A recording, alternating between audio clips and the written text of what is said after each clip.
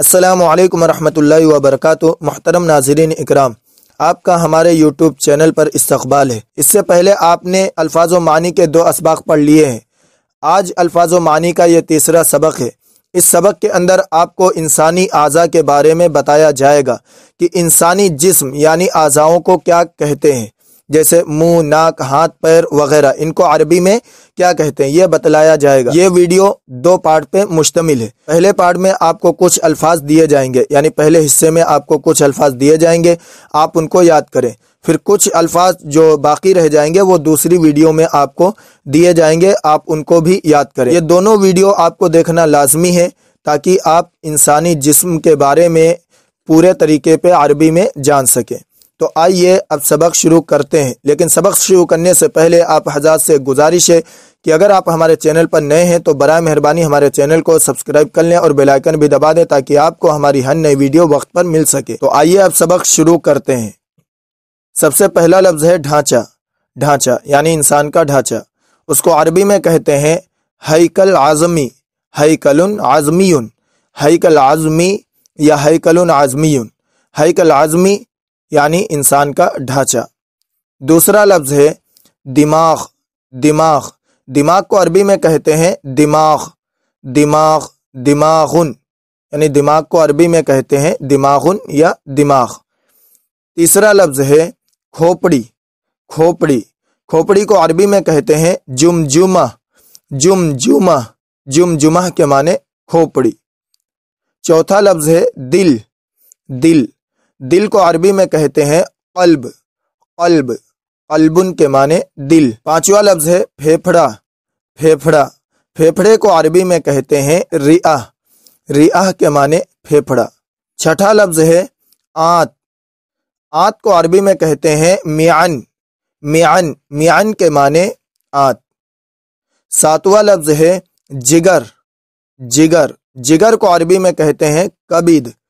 کبد، کبد کے معنی جگر۔ آٹھواں لفظ ہے تلی۔ تلی، تلی کو عربی میں کہتے ہیں طحال۔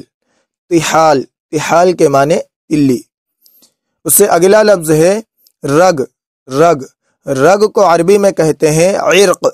عرق یعنی جن رگوں میں ہمارا خون دوڑتا ہے ان کو کہتے ہیں عربی میں عرق۔ عرق کے معنی رگ۔ اس سے اگلا جملہ ہے گردہ۔ گردہ، گردے کو عربی میں کہتے ہیں کلیہ۔ کلیہ، کلیہ کہتے ہیں گردے کو۔ اس سے اگلا لفظ ہے پتا۔ پتا، پتا کو عربی میں کہتے ہیں صفراء۔ صفراء، صفراء ان کے معنی پتا۔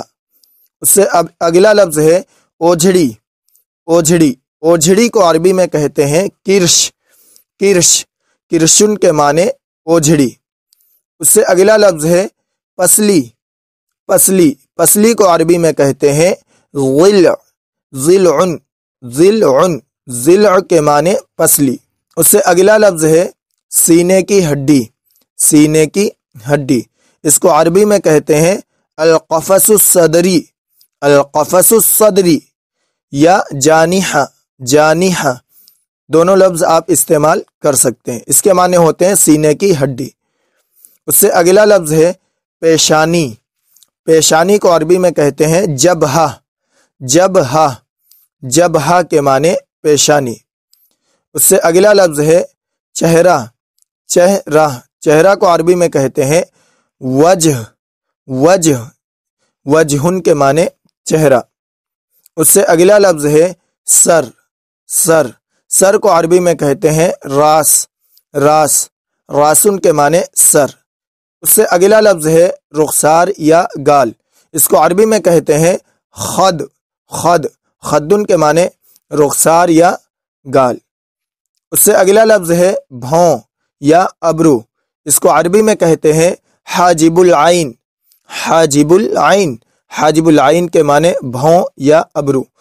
اس سے اگلا لفظ ہے آنکھ۔ آنکھ، آنکھ کو عربی میں کہتے ہیں عین۔ عین، عین کے معنی آنکھ۔ اس سے اگلا لفظ ہے آنکھ کی پتلی۔ آنکھ کی پتلی، اس کو عربی میں کہتے ہیں قبۃ العین۔ قبۃ العین، قبۃ العین کے معنی آنکھ کی پتلی۔ اس سے اگلا لفظ ہے پپوٹا۔ पपूटा, पपूटा को अरबी में कहते हैं जफ्न, जफ्न, जफ्न के माने पपूटा, यानी आग की भौं के ऊपर वाला जो हिस्सा होता है उसको कहते हैं पपूटा। उससे अगला लफ्ज़ है आंसू बहने की जगह, आंसू बहने की जगह, इसको अरबी में कहते हैं मदमा, मदमा या मजरद्दम, या मजरद्दम, मदमाउन या मजरद्दम के माने आंसू बहने की जगह। आप दोनों में से किसी एक को इस्तेमाल कर सकते हैं। उससे अगला लफ्ज़ है पलक, पलक के लिए अरबी में दो लफ्ज़ आते हैं, रिम्श, रिम्श, दूसरा है हुद्ब, हुद्ब, रिम्श या हुद्ब, रिम्शुन या हुद्बुन के माने पलक। उससे अगला लफ्ज़ है होंठ, होंठ, होंठ को अरबी में कहते हैं शफा, शफा, शफतुन के माने होंठ। उससे अगला लफ्ज़ है दांत, दांत, दांत को अरबी में कहते हैं सिन्नुन, सिन या सिन्नुन, सिन्नुन के माने दांत। उससे अगला लफ्ज़ है मसूढ़ा, मसूढ़ा, इसको अरबी में कहते हैं लिसा, लिसा, लिसा या लिसतुन, लिसतुन के माने मसूढ़ा। उससे अगला लफ्ज़ है जबड़ा, जबड़ा, जबड़े को अरबी में कहते हैं फक, फक, फकुन के माने जबड़ा। उससे अगला लफ्ज़ है मुँह, मुँह, मुँह को अरबी में कहते हैं फम, फम, फमुन के माने मुँह। उससे अगला लफ्ज़ है तालू, तालू, तालू को अरबी में कहते हैं नितो, नितो यानी नितुन, नितुन के माने तालू। उससे अगला लफ्ज़ है ज़ुबान, ज़ुबान, ज़ुबान को अरबी में कहते हैं लिसान, लिसान, लिसानुन के माने ज़ुबान। उससे अगला लफ्ज़ है नाक, नाक, नाक को अरबी में कहते हैं अनफुन, अनफुन, अनफ के माने नाक। उससे अगला लफ्ज़ है नथना, नथना यानी नाक का नथना, उसको अरबी में कहते हैं फुतहतुल अनफ, फुतहतुल अनफ या मिनखर, एक दूसरा लफ्ज़ है मिनखर, दोनों में से आप किसी एक को इस्तेमाल कर सकते हैं। इसके माने आते हैं नथना। उससे अगला लफ्ज़ है नाक का बासा, नाक का बासा यानी जो नथने के ऊपर का हिस्सा होता है उसको बोलते हैं नाक का बासा, इसको अरबी में कहेंगे जज़रुल अनफ, जज़रुल अनफ, जज़रुल अनफ के माने नाक का बासा। उससे अगला लफ्ज़ है कनपटी, कनपटी यानी कान के ऊपर का जो हिस्सा होता है ये कनपटी, इसको अरबी में कहेंगे सुदग़, सुदग़, ये पेशानी के किनारों पे होता है, इसको अरबी में कहेंगे सुदग़, सुदग़ुन के माने कनपटी। उससे अगला लफ्ज़ है कान, कान, कान को अरबी में कहते हैं उज़ुन, उज़ुन, उज़ुन के माने कान। उससे अगला लफ्ज़ है कान की लौ, कान की लौ, इसको अरबी में कहते हैं शहमतुल उज़ुन, शहमतुल उज़ुन, इसके माने कान की लौ।